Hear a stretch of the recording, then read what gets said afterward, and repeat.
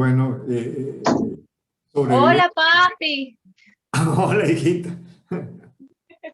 Bueno, ya te había visto por ahí. Ya te había visto por ahí. Bueno, qué rico escucharles. Hay veces que el escenario de la cercanía es muy bonito. Buenas noches, falto yo.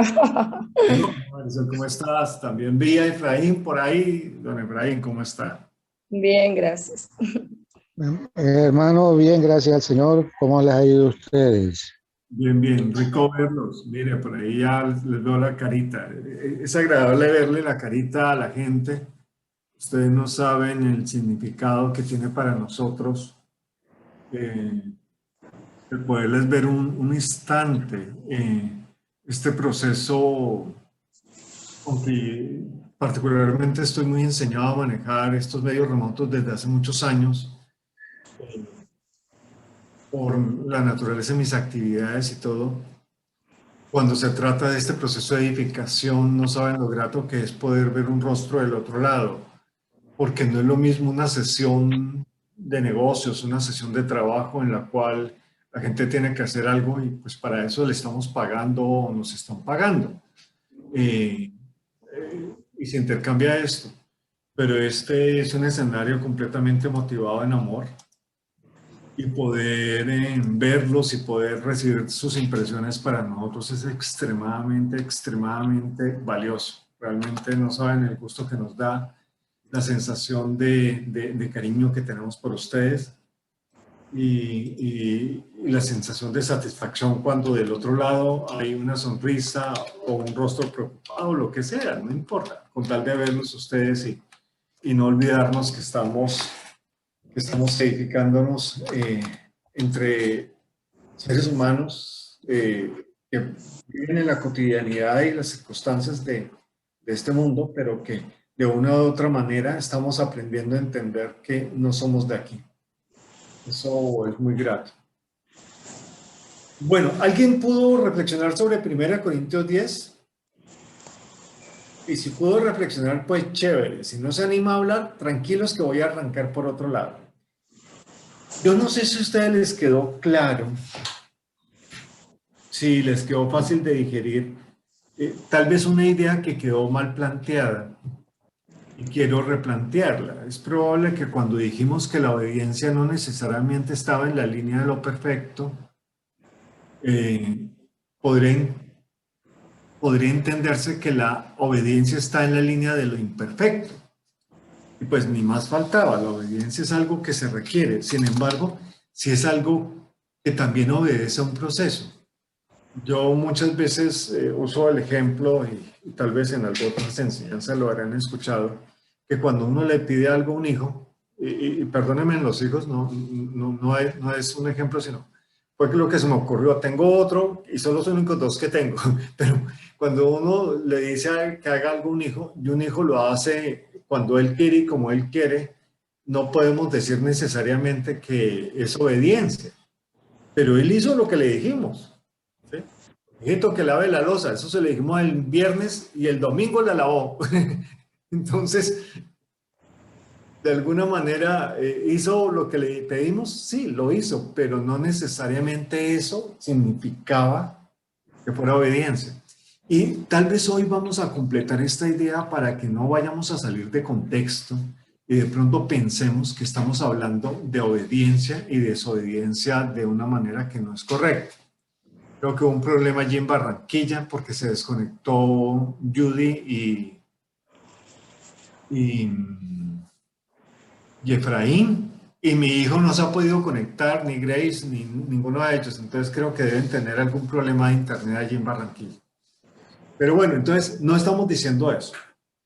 Pero sí estamos hablando de la voluntad como uno de los elementos del alma, y es uno de los elementos que ya vimos en profundidad y en detalle que requieren ser transformados. Tal vez uno de los elementos que más corregidos tiene que ser esto. Pero dado que quiero traer claridad en el proceso de la obediencia dentro de lo que es la voluntad del hombre, sin irme un poquito a otros lados, vamos a leer 2 Corintios, capítulo 10, versos 3 al 6. El que lo tenga, que lo pueda leer.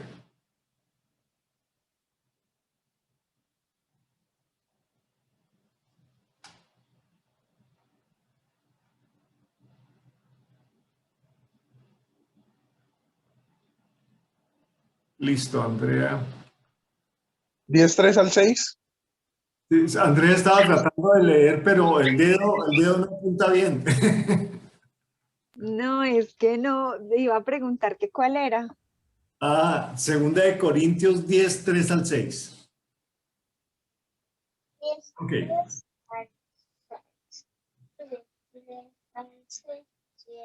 Lo tengo. Bueno, dale, dale. Mientras tanto, Andreita ve buscando Hebreos 5 del 7 al 10. Dice así, esta es la nueva traducción viviente, dice, somos humanos, pero no luchamos como lo hacen los humanos. Usamos las armas poderosas de Dios, no las del mundo, para derribar las fortalezas del razonamiento humano y para destruir argumentos falsos. Destruimos todo obstáculo de arrogancia que impide que la gente conozca a Dios. Capturamos los pensamientos rebeldes y enseñamos a las personas a obedecer a Cristo. Y una vez que ustedes lleguen a ser totalmente obedientes, castigaremos a todo el que siga en desobediencia. Ok, miren la expresión como cierra. Cuando ustedes lleguen a ser totalmente obedientes. O sea, que es probable que yo obedezca, pero hay un proceso de perfeccionamiento que me permite a mí avanzar en la obediencia. Esto es muy interesante. Hay muchas cosas para rescatar. Tal vez lo introduje todo para que entendamos, ¿no? Porque la primera parte, y me encantó esta versión, hijo, voy a leer la Reina Valera, que generalmente yo copio todo de la Reina Valera, pero me gustó mucho esta versión. Dice, pues aunque andamos en la carne, o sea, andamos en esta tierra, andamos en este cuerpo, no militamos según la carne, porque las armas de nuestra milicia no son carnales, sino poderosas en Dios. Creo que ese poderoso en Dios lo dice idéntico aquí. Pero miren lo curioso, ¿para qué son las armas? Muchas veces hemos pensado que aquí estamos hablando de esa guerra espiritual que es una batalla contra el aire y contra demonios y todo eso, pero mire que esta es una batalla enfocada. Dice, derribando argumentos y toda altivez que se levanta contra el conocimiento de Dios. Mi hijo hablaba de argumentos humanos, de razonamiento humano. Y tal vez este es un tema que vamos a abordar de una manera también explícita y amplia. Próximamente, cuando pasemos de la voluntad, vamos a pasar a las emociones y vamos a pasar a los pensamientos. Cuando hablemos de los pensamientos, hablaremos de la mente y de todo este tema que está pasando aquí. Porque ahí dice, llevando cautivo todo pensamiento a la obediencia de Cristo. Entonces dice, toda altivez que se levanta contra el conocimiento de Dios. Esto lo que quiere significar es todo aquello que se opone a la voluntad de Dios. Pues Pablo le está hablando a los corintios, oiga, ustedes en algún momento van a dejar de estar pensando cosas y concibiendo cosas que los llevan a tomar decisiones y acciones que en todo son opuestas a lo que Dios quiere que se haga. Y eso es un escenario extremadamente interesante porque lo pone en un punto de proceso. Cerrando el versículo, dice el pasaje en la Reina Valera, cuando vuestra obediencia sea perfecta. ¿Cómo es que decía allí, Efra, en la tuya? ¿El 6? Ya se me fue el dedo también. Bueno, El no, 6 dice, sí. ya, mira, ya lo tengo. Dice, y el 6 dice, y una vez que ustedes lleguen a ser totalmente obedientes, castigaremos a todo el que siga en desobediencia. Ok.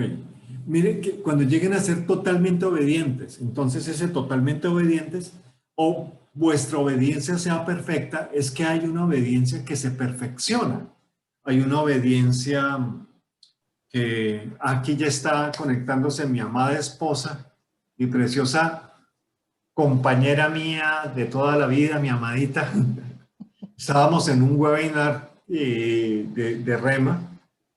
Entonces, mi esposa estaba al final del webinar, yo entré unos minutitos tarde. Danielita también estaba en la misma reunión, entonces como que nos tocó entrar escalonaditos y salir con disimulo del Zoom de ellos para podernos conectar aquí. Pero bueno, ya estando aquí, miren lo interesante. Sí hay un proceso de perfección de la obediencia. Avancemos un poquito y miremos unas cosas. Todos estos versículos que leímos del 3 al 5, créanme que los vamos a estudiar en profundidad cuando hablemos de la mente. Por ahora vamos a quedarnos aquí en la voluntad. ¿Ok? Andrea. Listo. Es del 7. Bueno, dice. Mientras estuvo aquí en la tierra, Jesús ofreció oraciones y súplicas con gran clamor y lágrimas al que podía rescatarlo de la muerte. Y Dios oyó sus oraciones por la gran reverencia que Jesús le tenía. Aunque era hijo de Dios, Jesús aprendió obediencia por las cosas que sufrió. De este modo, Dios lo hizo apto para ser el sumo sacerdote perfecto, y Jesús llegó a ser la fuente de salvación eterna para todos los que le obedecen. Y Dios lo designó sumo sacerdote según el orden de Melquisedec.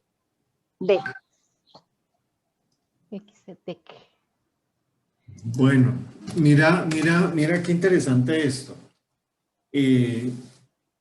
Allí arriba estábamos hablando de que Pablo le estaba diciendo a los corintios que su obediencia tenía que perfeccionarse. Y la forma de perfeccionarla era castigando la desobediencia, no necesariamente el desobediente. Lo que él estaba diciendo de otra manera es, tú tienes que todo aquello que se opone, todo razonamiento que no está en línea con la voluntad de Dios, irlo eliminando. Castigado y se va para el rincón y se queda allá y no me vuelve a molestar. De alguna manera lo que está implicando el apóstol es eso.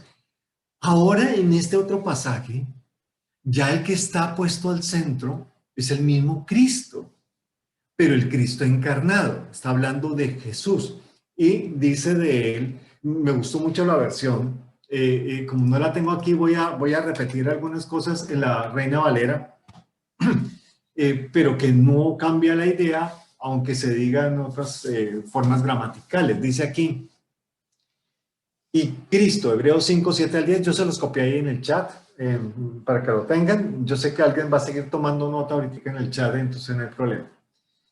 Y Cristo, en los días de su carne, ofreciendo ruegos y súplicas con gran clamor y lágrimas al que le podía librar de la muerte, fue oído a causa de su temor reverente. Miren lo curioso, no es la oración en sí mismo, no es que tenemos que clamar, y entonces clamamos y cambiamos el tono y nos tiramos al piso y nos da dolor de estómago y nos duele todo.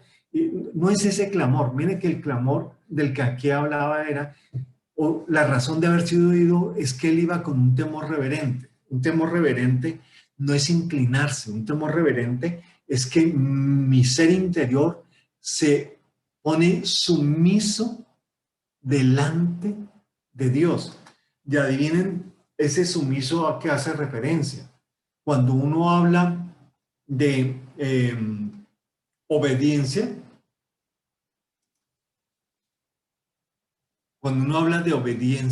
habla de sumisión, habla de...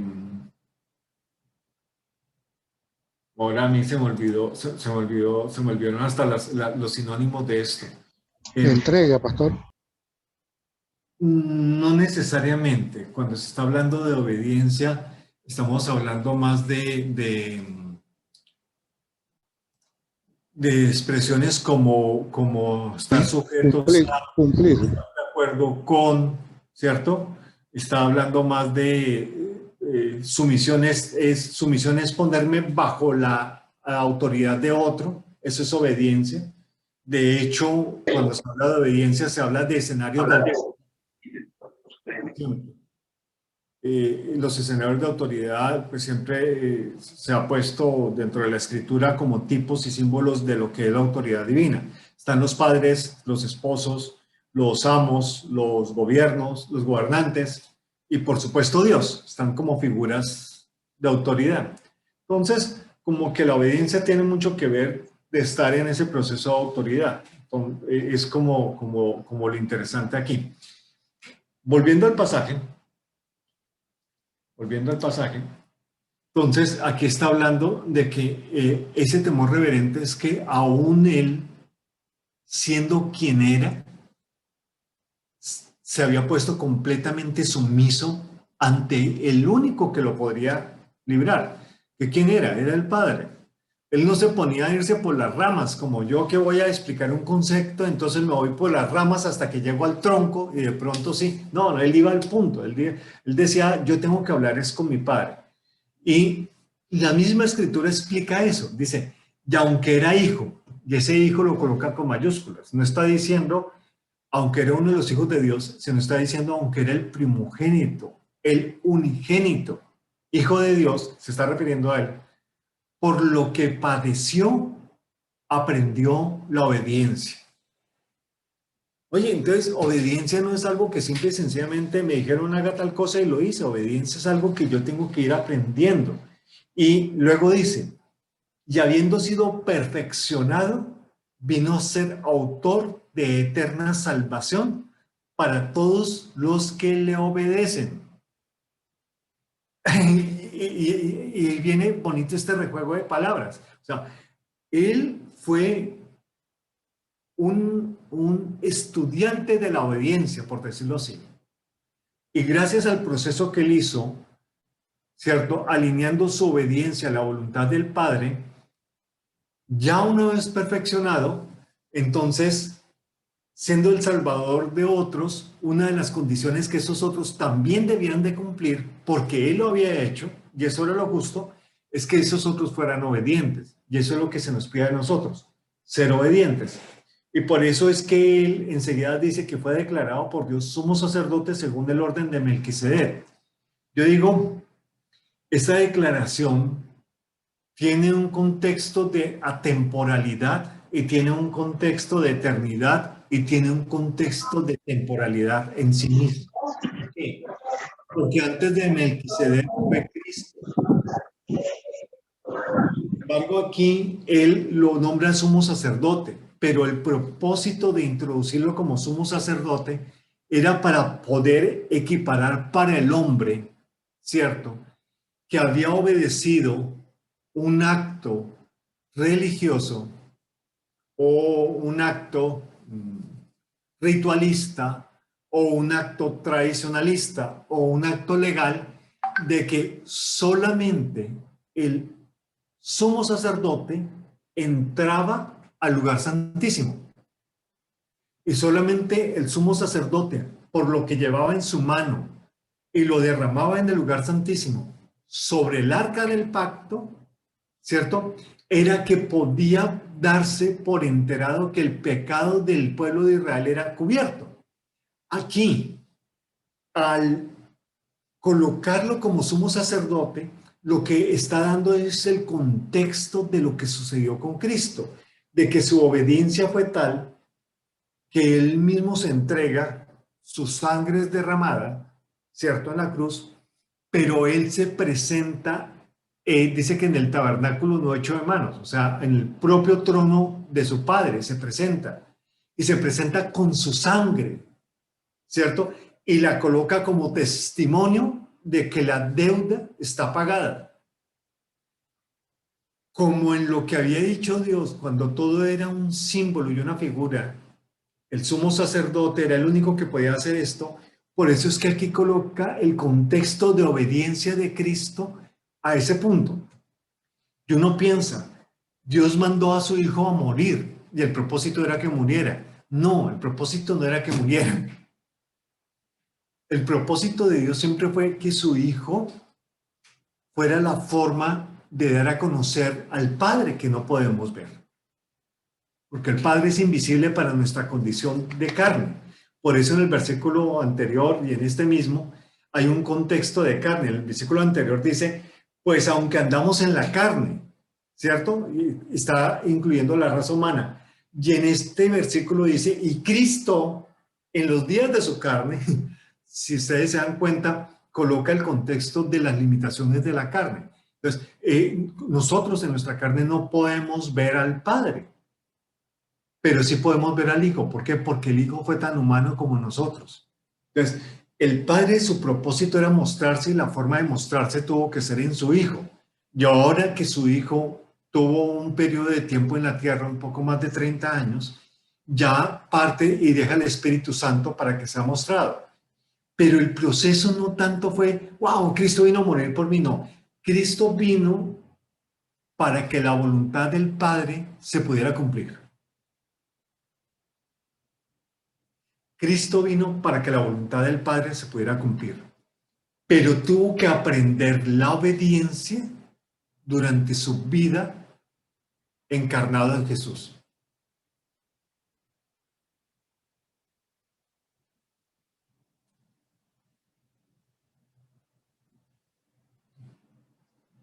Y este aprendizaje de obediencia lo perfeccionó. Quiero que ustedes se tomen el tiempo de refrescar esto. Ahora, ¿por qué hacer caso no solamente es suficiente, sino que hay un proceso donde la obediencia es expuesta, donde la obediencia es traída de una manera más relevante, donde muchas veces no se trata de lo que comes o no se trata de si fuiste o no fuiste al culto el domingo, no se trata de si me hice un propósito de leer la Biblia todos los días y yo hoy no la leí, entonces hoy pequé. No, no se trata de eso y no se trata de que porque lo hayas hecho obedeciste, sino hay un punto medio donde la participación nuestra es indispensable, porque así como decíamos en la clase pasada, hablando de Adán y hablando de los siervos inútiles, él nunca estaba preguntando si obedecieron, porque estaban haciendo lo que quería hacer. Lo que le interesaba saber era dónde estaba el corazón de ellos cuando estaban haciendo las cosas que él pidió. ¿Qué fue lo que los motivó? ¿Qué fue lo que los impulsó? ¿Qué fue lo que los llevó a decidir hacer caso? ¿Por qué? Porque eso mismo que hizo Adán, al revés de ser motivado por algo distinto a Dios, lo llevó a desobedecer. Entonces, solamente algo originado y motivado en Dios nos puede llevar a obedecer. Y ese es un ejercicio y una disciplina de aprendizaje. Ahora sí, el pasaje que les había dejado. Primera de Corintios 10, del 23 al 33, y vamos acercándonos al corazón de esto y a lo más hermoso tal vez de esta enseñanza que ha tocado profundamente mi ser. Dice, ¿quién quiere leerlo? Primera de Corintios 10, del 23 al 33.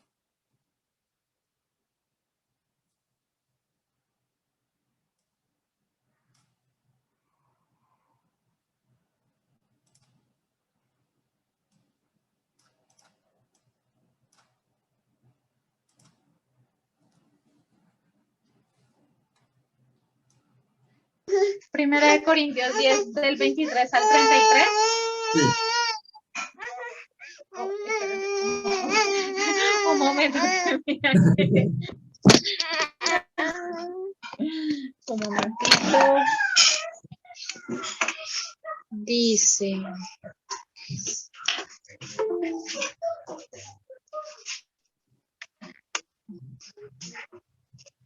Dice, todo me es lícito, corazón. pero no todo me conviene. ¿Perdón? Perdón, ¿Ah? es que escribí mal en el chat. Es Primera de Corintios 10. Del 23 al 33. Del 23 al 33. Ya, gracias. Ok, dale. Listo, dale. dice, todo me es lícito, pero no todo conviene. Todo me es lícito, pero no todo edifica. Ninguno busque su propio bien, sino el de otro. De todo lo que se vende en la carnicería comed, sin preguntar nada por motivos de conciencia, porque el Señor es la tierra y su plenitud. Si algún incrédulo os invita y quiere decir, de todo lo que se os ponga adelante, comed sin preguntar nada por motivos de conciencia. Mas si alguien os dijere, esto fue sacrificado a los ídolos, no comáis por causa de aquel que lo declaró y por motivos de conciencia, porque el Señor es la tierra y su plenitud. La conciencia, digo, no la tuya, sino la del otro, pues porque se ha de juzgar mi libertad por la conciencia de otro. Y si yo con agradecimiento participo, ¿por qué he de ser censurado por aquello que doy gracias?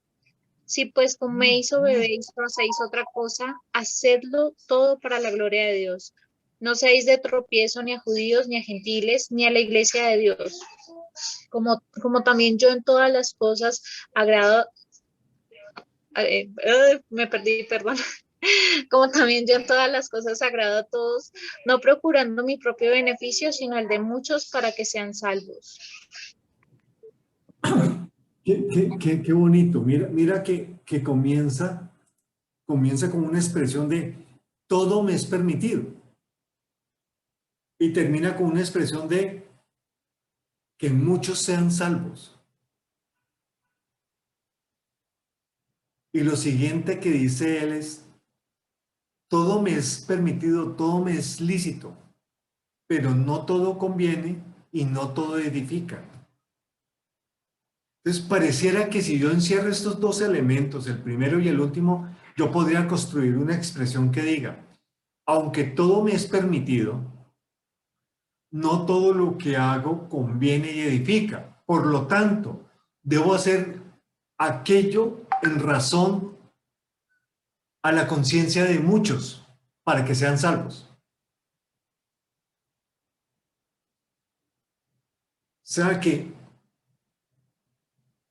cuando pensamos en las decisiones que tomamos y pensamos en aquello que deseamos, una de las formas para ejercitarnos en el sentido de lo que debemos nosotros hacer para alinear nuestra voluntad es pensar cuál es el bien para el cuerpo, qué es lo que edificaría a los santos, qué es lo que conviene para mí y para los demás.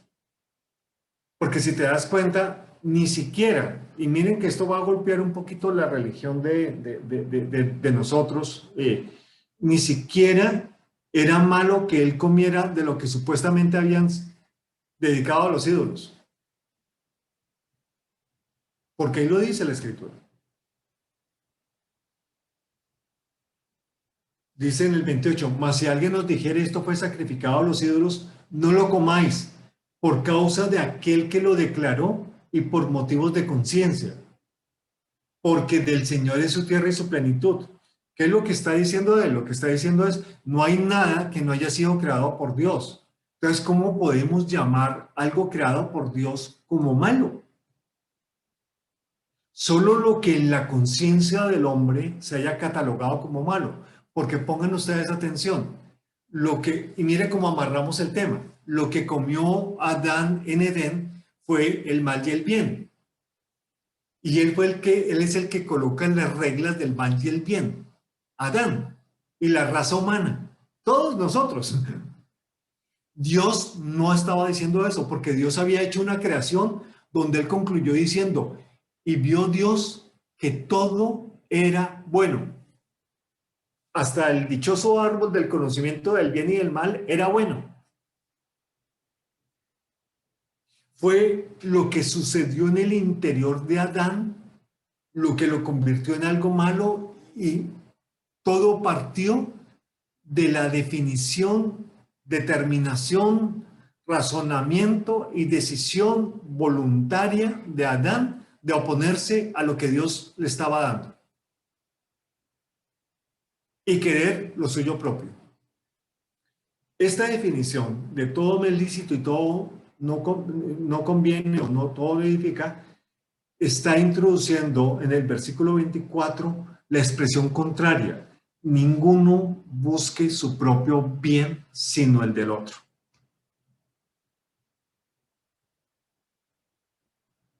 Y ese es un principio de reino. ¿Por qué es un principio de reino? Porque yo no debo buscar mi propio propósito, sino el de Dios. Hagamos un paréntesis aquí y hagamos esta reflexión. Se levantó Gandhi, o se levantó un Lutero, o se levantó un Lincoln, o se levantó, qué sé yo. Todos estos hombres que se han levantado a través de la historia, un Churchill, e hicieron cosas muy buenas por mucha gente, pero era mucha gente que se identificaba en un contexto territorial, en un contexto legal, en un contexto circunstancial, en una intención particular. O sea, por más que el hombre quiera hacer algo dentro de la piedad que sea muy bueno, siempre será limitado a un grupo de interés. Pocas veces, y me atrevería a decir que casi ninguna, un hombre tiene la oportunidad de intervenir en la historia y que el grupo de interés sea la raza humana. Si vamos a pensar bien, el único que procura el bien de todos es Dios.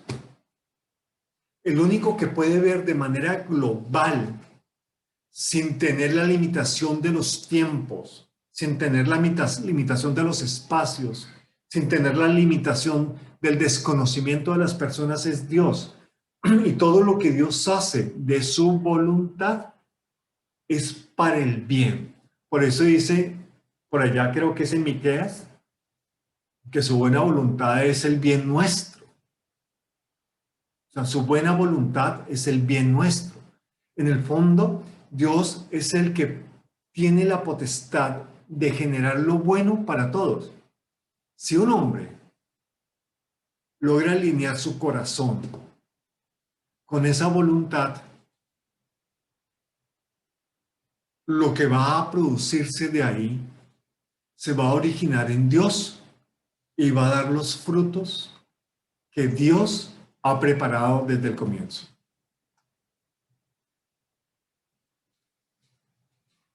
¿Dónde está el meollo del asunto? El meollo del asunto está en hacer lo que conviene. ¿De alguien se le ocurre cuál es la pregunta seguida a eso?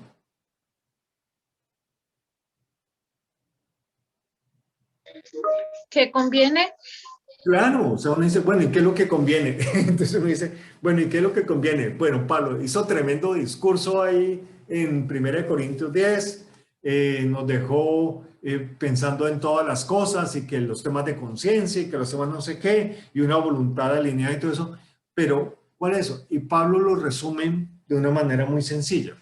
Recuerden que las cartas no fueron hechas por capítulos y versículos, sino eran textos seguidos. Entonces, alguien que lea lo que dice 1 Corintios 11:1.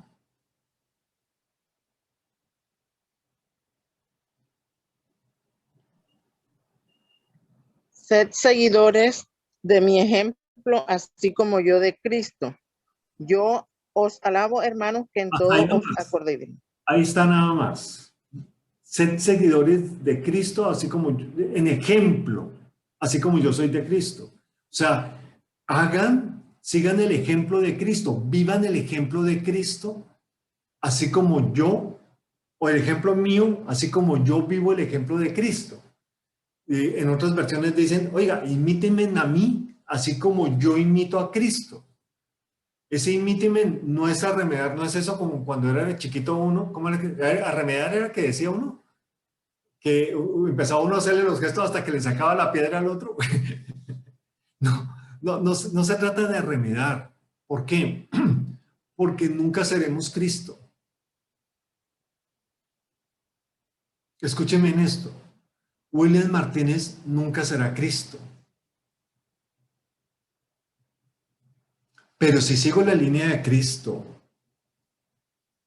y busco hacer la voluntad del Padre, ¿qué va a pasar? Que la vida de Cristo, que es Cristo mismo en mí, va a empezar a manifestarse. Y resulta que aunque William no pueda ser Cristo, Cristo en mí sí puede ser Cristo.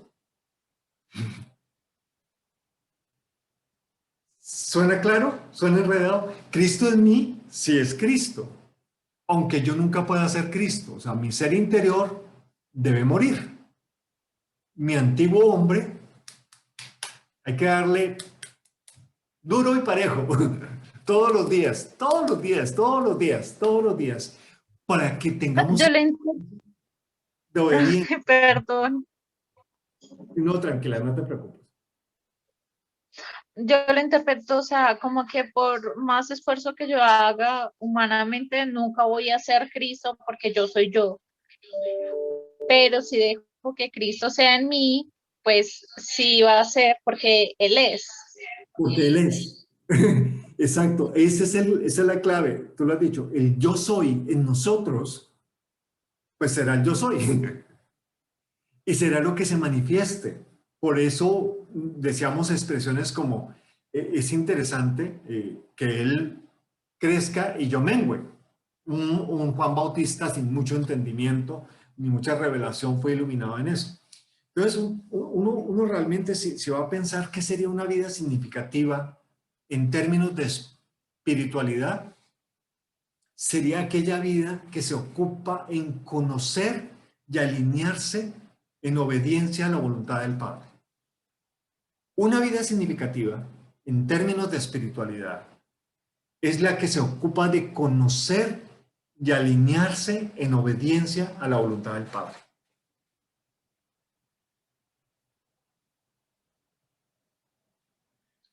¿Cómo puedo yo saber si estoy alineado a la voluntad del Padre? Tal vez una pregunta interesante es, ¿esto que estoy haciendo, quién lo inició? ¿Yo? ¿La cultura? ¿El sistema? ¿El mundo? ¿O lo inició el Padre? ¿Sí? Gosmani lo planteaba de una manera muy simpática. Él decía, ¿quién tomó la iniciativa en lo que haces? ¿Quién tomó la iniciativa en esto? Y es interesante. ¿Quién tomó la iniciativa en que compraras un carro? Yo creo que tú. Yo creo que yo. Y si después el carro salió mal y tocó meterle mucha plata en mecánica, es que Dios no me bendijo con ese carro. ¿Quién te dijo a ti que Dios bendecía con bienes materiales? Si las riquezas de Él son las del reino. Entonces, miren lo interesante. Entonces, una de las cosas que vamos a ver es ver a Dios de una manera distinta en todo esto, ¿no? En el fondo importa lo que Él diga, ¿cierto? En el fondo importa su deseo, en el fondo importa, es Él. Y pensamos, pero entonces yo no importo. Sí, no es así, yo no importo. O más bien es así, yo no importo, lo que importa es Él. Porque miren, ¿cuál es nuestro problema? Nuestro problema es que ni siquiera sabemos qué es lo que conviene cuando oramos. Si vamos por allá en Romanos 8:26 dice que el Espíritu nos ayuda a orar, porque dice que hemos de pedir como conviene, no lo sabemos. Oye, es que ni siquiera sabemos pedir cuando oramos. Y el Espíritu interviene por nosotros, ¿cierto? Y se pone en medio de nosotros para que oremos lo que conviene y empieza a traer la iluminación, la revelación de la palabra, el recuerdo del deseo del Padre y todo eso, para que oremos lo que conviene. Si partiendo de ese punto nosotros en las conversaciones con Dios no sabemos exponer lo que conviene, pues hay veces va a ser difícil que desde nuestro propio yo vayamos a hacer lo que conviene y va a ser necesario que nos vayamos nosotros desplazando en esa ocupación de conocer, de hacer su voluntad. Miremos Filipenses 2, 13 y 15. Alguien que pueda leer Filipenses 2 del 13 al 15.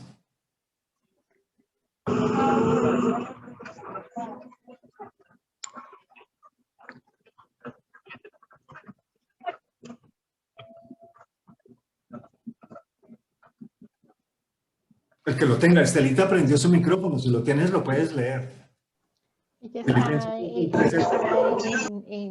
en transporte, mi amor, va caminando. Ah, ok, perdón. No sabía. Muchas gracias por el esfuerzo, qué genial. ¿Alguien lo tiene? Porque Dios es el que en vosotros obra, así el querer como el hacer, por su buena voluntad. Haced todo sin murmuraciones y contiendas, para que seáis irreprensibles y sencillos, hijos de Dios, sin culpa, en medio de una generación maligna y perversa, entre los cuales resplandecéis como luminares en el mundo, reteniendo la palabra de vida, para que yo pueda gloriarme en el día de Cristo, que no he corrido en vano ni trabajado en vano. Ok, miren qué bonito pasaje. Pensemos en esto. Si yo lograra mis tiempos de oración alinearlos a la voluntad del Padre, eso ya sería un tremendo cambio. Pero también viene este otro pasaje que hay veces podemos interpretar mal, que dice, porque Dios es el que produce así el querer como el hacer, por su buena voluntad. Entonces, eso me pasa a mí los sábados. Los sábados es día de oficio aquí en la casa. Entonces yo empiezo a decirle, Señor, si toca hacer oficio en la casa, tú vas a poner el querer como el hacer. Y como que nunca me llega esa revelación porque me da pereza hacer oficio. Entonces esa revelación me la trae mi esposita y me dice, amor, vamos a arreglar el apartamento juntos. Y a veces interpretamos mal, pero si pensamos, el querer y el hacer de Cristo viene es por su buena voluntad. Si yo conozco su voluntad, si yo conozco el deseo de su corazón, miren que yo voy a empezar a hacer las cosas, pero no es hacerlas de cualquier manera. Él está diciendo, oye, no murmures cuando las hagas, o sea, no te quejes, deja de quejarte, deja de estar generando disputas y problemas, hazlas bien, ¿cierto? Porque eso nos va a volver irreprensibles, eso nos va a ubicar en el posición. Miren el sometimiento o la sujeción, lo que es el ser sumiso. El ser sumiso no es solamente hacer caso, sino que el ser sumiso en este sentido es que yo me alineo con la voluntad del Padre y voy a ser puesto en el lugar indicado. Y cuando yo estoy en el lugar indicado, en la posición y la altura indicada, posición y altura indicada, soy un hijo de Dios sin mancha, ¿cierto? ¡Wow! Voy a ser puesto como realmente un elemento representante de Dios en medio de una generación perversa, no para que resalte lo perverso de ellos, sino para que ellos puedan ver a Dios en nosotros. Y eso hace que todo esto tome un sentido completamente distinto y dispongámonos a decir, rayos, pareciera que el hombre no tiene libertad, pareciera que está coartada su capacidad de decidir, que no tiene esa amplitud de poderlo hacer. Y pues de alguna forma pareciera que es cierto, pero ¿cuántas decisiones tomaste hoy? Nada más piensa, decidiste a qué hora levantarte, decidiste qué comer, decidiste qué vestir, decidiste qué decir, ¿cierto? O sea, realmente hay muchas decisiones que tomamos y es probable que pasado el transcurso del día nos hubiéramos acordado de darle gracias a Dios. Y pensamos que nosotros solitos tomamos todas esas decisiones. A mí nadie me dijo qué vestir, a mí nadie me dijo qué comer. Pero si les digo, el desayuno barranquillero puede ser muy diferente del desayuno rolo o del desayuno paisa. Y cuando desayunaron cada uno de ustedes, o los dominicanos también desayunaron, pudieron haber desayunado lo que la cultura, lo que el gourmet de cada país implica, lo que la tierra de cada región produce, ¿cierto? Lo que por tradición se hace de desayuno, ¿cierto? En el fondo yo no tomé la decisión solito. Cuando mi hija se vistió esta mañana, alguna de las dos, no dijo es que yo me pongo lo que quiero, no. Se puso lo que de alguna manera la tradición ha implicado que deba vestir una mujer. Yo me puse una ropa de hombre y es, mire, yo uso correa, siempre uso correa. A veces me da risa porque me coloco bermudas y yo uso correa con las bermudas. Mi padre me hizo ponerme el cinturón y amarrármelo bien desde pequeño. Y yo el día que estoy sin correa, yo me siento terrible. Así no se me escurran los calzones, yo me siento a medio vestir. Entonces la decisión de colocarme el cinturón, de pronto no nació aquí dentro de mí yo solito y yo establecí mis propios principios y valores y esos son intocables por... No, hubo muchas cosas que influenciaron eso.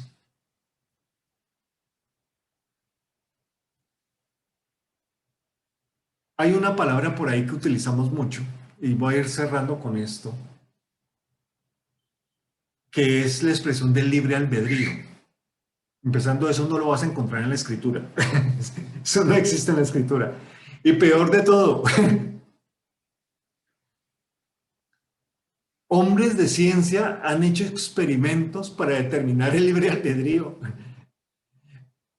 Y han determinado que no existe libre albedrío, que el hombre siempre tiene una voluntad basada en lo que lo rodea, en aquello que lo deja influenciar. Hay un programa que se llama Juegos Mentales, creo que se llama así, Juegos Mentales. A veces lo veíamos con mi esposa y es increíble porque, por ejemplo, suben dos personas al escenario y les dicen, oiga, piensen en un tema para una película, piensen en un color para promocionarla, piensen en el nombre de la película. Y ellos van generando ideas y cuando ellos terminan de generar ideas, él destapa un cartel donde está el cartel de la película tal cual con lo que ellos dijeron. Es más, incluyendo los actores principales. Y él te da ese cartel preparado, impreso a todo color, como si fuera una película de verdad. Y uno dice, rayos, este tipo tiene un demonio metido por allá de adivinación. Y realmente no fue ningún demonio de adivinación, sino que con las cosas del ambiente, las cosas que les dijo y todo eso, los influenció a tal forma de que ellos terminaron diciendo lo que él quería que dijeran. Y uno dice, increíble. Ustedes saben que los supermercados están dispuestos de tal manera que tú te gastas la plata de las cosas que realmente tienes que comprar antes de que llegues a las cosas que tienes que comprar. Alguien hizo ese estudio y los planteó de esa forma. Hay películas tontas que dicen grandes verdades. El otro día, una película que se llama ¿cómo es? ¿El diablo viste la moda? Algo así, el diablo viste la moda. Decía que tú piensas que tú elegiste ese buzo de ese color entre un montón de cosas y lo que no te das cuenta es que alguien pensó en venderte ese buzo y dispuso cómo ese buzo te tenía que hacer, en qué color, en qué material, en qué momento del tiempo y en dónde había que colocarlo para que tú fueras y lo compraras. Entonces, rayos, espérate, ¿cómo así? Entonces, uno ve, hay una película que dice, ahora lo ves y ahora no lo ves, algo así. Y alguien toma la participación en un truco de magia y dice, pero espérate, ¿y él cómo hizo esto? Le dice, no, es que lo programamos para que él decidiera qué parte viajar y qué hacer y todo eso. Y uno dice, hombre, no tomó ninguna decisión, solito, aunque pareciera que fue autónomo en tomar las decisiones. Yo hago lo que quiero, yo tengo mis principios y todo eso. Déjame decirte, no existe tal cosa. Somos influenciados por una cosa u otra. Qué bonito sería que nosotros sí pudiéramos tomar una decisión. Y es conocer lo que hay en el corazón de Papá Dios. Y esforzarnos por complacer a nuestro Padre. Qué gran diferencia sería si nosotros nos sentamos y nos deleitamos en hacer lo que papá quiere. Lo que hizo de David un hombre distinto y decir, nuestro Padre Dios, que él era un hombre conforme a su corazón, es que David siempre quiso complacer a papá. David nunca se quiso complacer él. Es más, él era ya investido como rey, había sido ungido como rey y todo. Y él no pasó por encima del rey vigente, porque él decía, yo no voy a hacer nada con lo que mi padre ya ungió. y reconoció y obedeció a tal punto que la promesa de la revelación de un Cristo como Rey perfecto y eterno se la dio a David y le dijo: de tu linaje voy a levantar uno que reinará por siempre. Lo que no sabía David era que estaba prometiendo al Mesías que viniera a salvar y rescatar todo y fuera levantado. Dios no quiere solamente que lo obedezcamos, Él quiere hijos que estén en comunión en su corazón con Él. Hijos que realmente se agraden de buscar, de hacer su voluntad. Él quiere hombres que, aunque estén en las circunstancias más difíciles y en lo profundo de una cárcel, canten con todo su corazón y digan: Padre, desde aquí vamos a predicar lo que tú nos dijiste, desde aquí vamos a anunciar tu evangelio, desde aquí lo vamos a hacer. No se trata de ser siervos obedientes, que hacen lo que tienen que hacer. Se trata de que nos convirtamos en hijos que aman a nuestro Padre Dios y que lo único que quieren es que Él se agrade. Por eso son hijos que se esfuerzan en conocerlo a Él y saber qué y cómo le gustaría. Aún David iba a llevar el arca porque sabía que Dios quería que el arca se devolviera al lugar donde debería de devolverse. Pero falló en una cosa. David lo quiso hacer como él quería, se le olvidó cómo era que al Padre le gustaba. Y cuando él para, reflexiona y retoma como a papá le gusta, ¡wow! Explota todo el corazón de estos hombres contentos, felices y deleitándose en hacer lo que papá quería. La voluntad de nuestro Padre es buena, es agradable y es perfecta.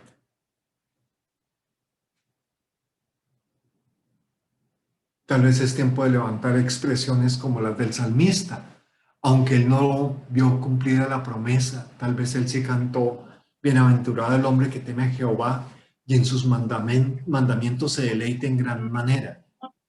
Bienaventurado el hombre que no se deleite en la fuerza del caballo, ¿cierto? Sino que se complace en Dios.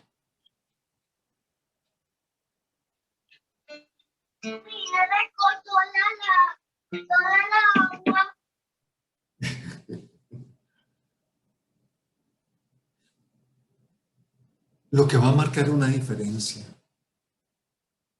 es que el amor nuestro por papá motive todo esto. ¿Saben por qué el amor? Porque el amor no le pertenece al hombre. El amor no lo puede generar el hombre. El amor no lo puede crear el hombre. Porque Dios es amor.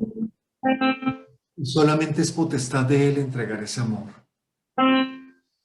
Así es de que si amando a papá, conociendo a papá y agradando a papá, nos vamos a mover en la voluntad de Él todos los días de nuestra vida, podemos reposar tranquilamente que lo que conviene según su voluntad vamos a hacer. Algunos días fallaremos, nos equivocaremos, sí, pero tenlo por seguro,